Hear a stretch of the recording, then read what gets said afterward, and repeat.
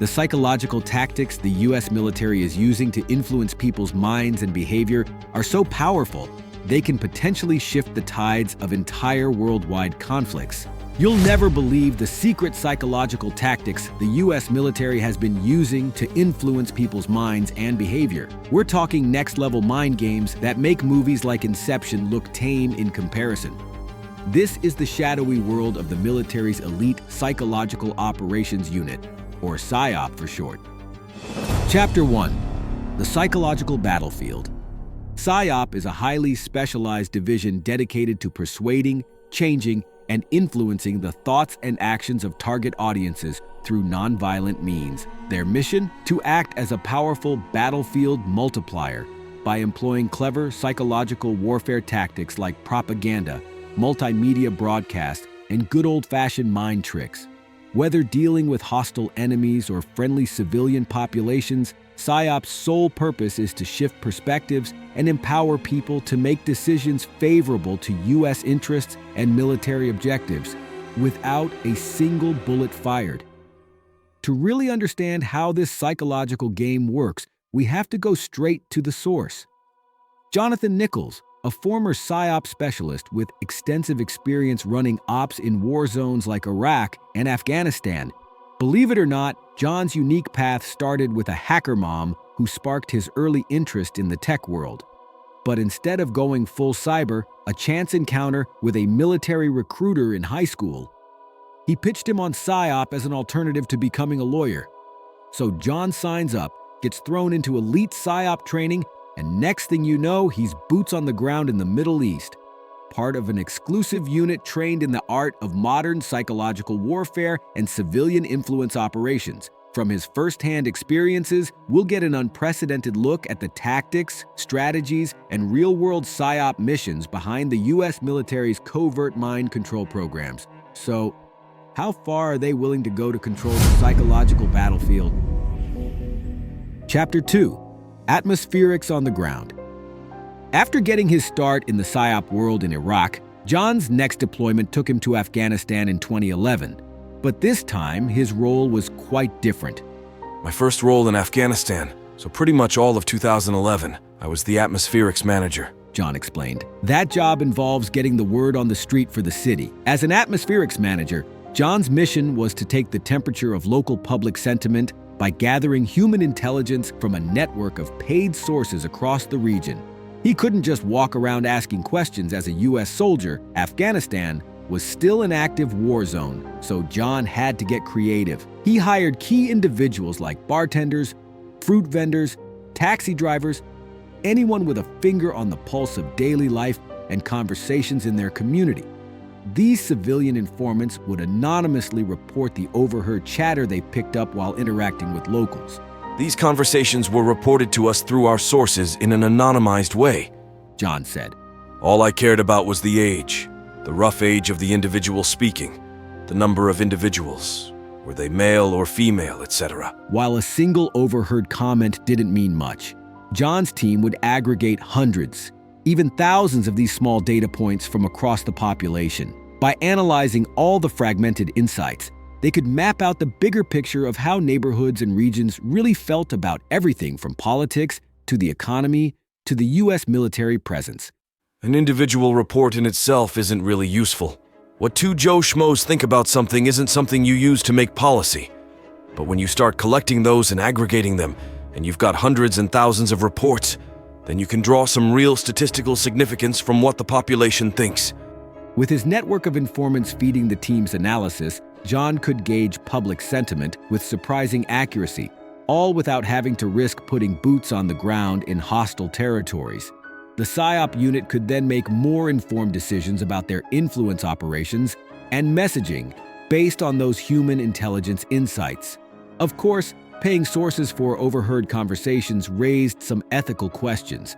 But in John's view, this was simply taking the temperature of the population, not extracting any sensitive tactical information that could endanger civilians. We were not collecting tactical data, he clarified. If one of my sources reported that they had, say, for instance, seen a Taliban platoon moving through a field, that wouldn't be relevant for us. What we cared about was word on the street type things. Whether you see it as innovative intelligence gathering or a concerning overreach, John's role as an atmospherics manager showcased the incredible lengths PSYOP was willing to go to understand the psychological terrain, and that was just the tip of the iceberg when it came to their influence operations. Chapter 3. Psychological Warfare in Action. While John's role in atmospherics allowed his team to gain invaluable insights from human interactions, he also had to put that knowledge to practical use through clever psychological operations in the field. One of the most powerful tools in the PSYOP arsenal? Understanding the complexities of local customs, traditions, and community dynamics. John will take us to a particularly tense situation in Afghanistan, where this cultural awareness allowed him to defuse a potentially violent confrontation without firing a single shot. There was this crowd of angry civilians forming, getting riled up over something. Instead of escalating force, we identified a respected elder who could be a voice of reason. John's team strapped a portable loudspeaker onto the man's back and had him calmly address the crowd in their own language and cultural context. The elder was able to connect using familiar traditions and customs that resonated with the people. He spoke through the loudspeaker, reassuring everyone and urging them to remain calm as we work to improve the community. By empowering this trusted voice, the tension just melted away. On another high-stakes mission, this time in Iraq, John's objective was to uncover the location of a terrorist weapon supply, a stockpile of bomb components, rifles, and other munitions. This called for an entirely different PSYOP approach rooted in gathering intelligence. I went full Sherlock mode, studying maps, pinpointing any historic attack sites, known terrorist hideouts, that kind of thing. I was looking for patterns that could lead us to the supply. John accurately plotted out data points on a large map, using his team's local sources and informants to piece together a potential location. After analyzing the intersections, one 3-by-3-kilometer area stood out as a likely stockpile site near a village. From there, John's unit launched an elaborate psychological operation. They covered the area with loudspeakers to broadcast and flyer drops, carrying a strategic message. The flyers emphasized how these IED stockpiles were just as much a danger to civilians as they were to us. We urged locals to report any suspicious activity that could get these weapons out of their neighborhoods. The PSYOP paid off in a major way. A driver who had just delivered a huge shipment of bomb components from Iran stumbled across one of the flyers. Convinced by the message, he drew a map on the back, detailing the exact location of the supply. It ended up being the third largest weapon stockpile seized during the entire war, John revealed. Over 3,000 EFP components capable of making 1,000 explosively formed penetrators, a type of IED with an 80% kill rate. By combining ingenious psychological tactics with on-the-ground intelligence gathering, John's team had pulled off a surgical strike against the enemy's firepower, all without a single shot fired. Whether you see it as clever strategy or unethical mind games, this is the reality of modern psychological warfare. The US military has turned PSYOP into an art form with the power to influence millions. From diffusing angry mobs to dismantling terror stockpiles, John's accounts revealed the incredible extent to which PSYOP specialists are willing to go to control the psychological battlefield. But were there ethical lines being crossed in this covert war for hearts and minds? Chapter 4. Shades of Psychological Warfare. While John's accounts showcased some of the innovative PSYOP tactics employed by the US military, it's important to understand there are different shades to these psychological operations. According to John, PSYOP is broadly categorized into 3 types: white, gray, and black operations. White PSYOP is the truth, clear messaging with an identifiable sender and objective. These are the loudspeaker broadcasts, flyer drops, overt influence with no attempt at deception. On the other end of the spectrum are black PSYOP missions. These are the most shadowy, using disinformation and deception to mislead target audiences. Black Ops aim to pose as a legitimate source to plant false information and turn groups against each other. Maybe you impersonate an enemy leader calling for attacks, then leak that transmission to sow confusion.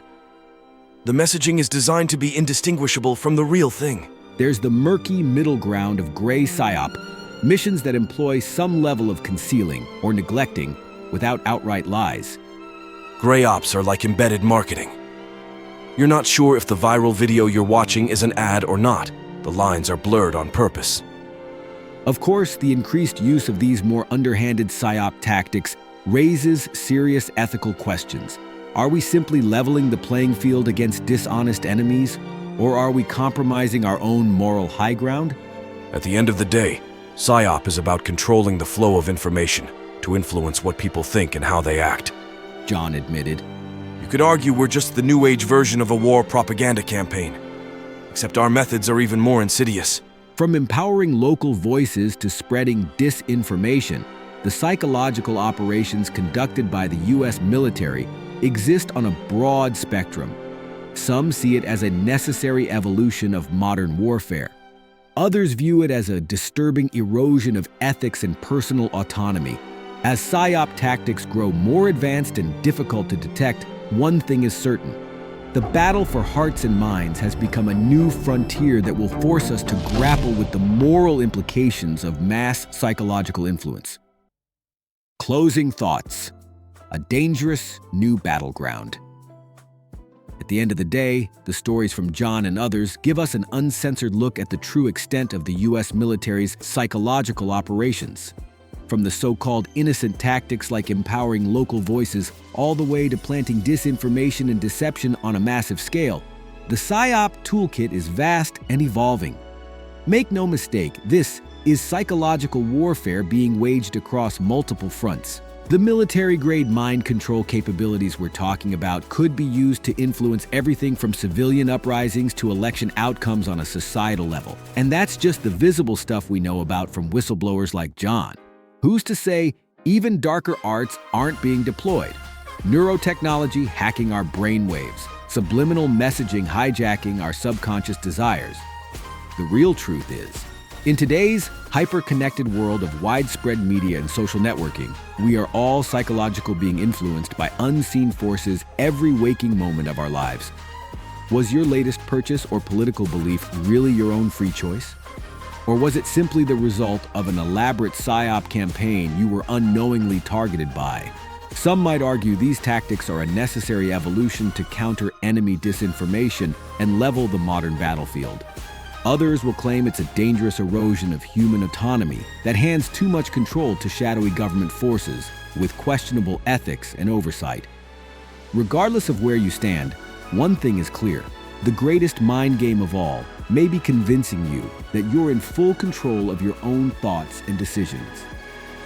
The psychological battlefield of the 21st century is being waged all around us for the very minds we think are our own. The real question is, are we willing participants?